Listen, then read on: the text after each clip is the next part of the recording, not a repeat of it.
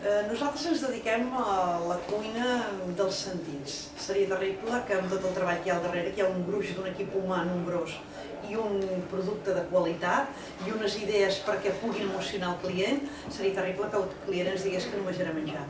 Per tant, el volem emocionar. I el volem emocionar amb coses noves, o amb coses que descobreix, o fins i tot transportant-lo en la memòria gustativa de flaires, de sabors i d'aromes. El senyor Xavier Brodessala sap que els nostres aperitius sempre han estat juganers. Juganers perquè ens hem inspirat en obra pictòrica de museus, en cantautors o fins i tot en gent de cinema. Tu pots menjar d'una mossegada una pel·lícula, et poden dir el títol d'una pel·lícula i te la pots menjar d'una mossegada. I aquí hi ha un altre valor afegit d'emoció.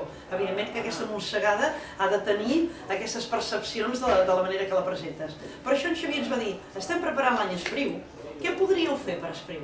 I nosaltres de seguida vam tenir clar que havíem de fer aperitius, però esclar, ens feia falta tenir documentació, tenir material.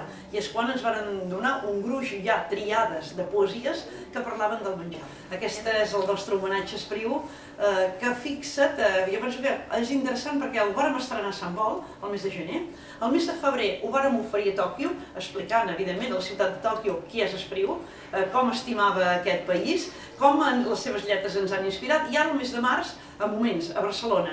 I com a colofó, com que el mes de març tanca amb la mona, la nostra mona també serà una mona homenatge. Home, la poesia i la cuina guarda una gran relació. Jo sempre m'he apropat a la poesia i he rebut la percepció que són lletres ben cuinades. I la cuina són aquells aliments emparellats, ben cuinats, que donen plaer. Per tant, el plaer que trobem llegint una poesia que potser l'ha inspirada una persona o un paisatge, passa també a la cuina. La pot inspirar una persona o la pot inspirar la producció d'un paisatge.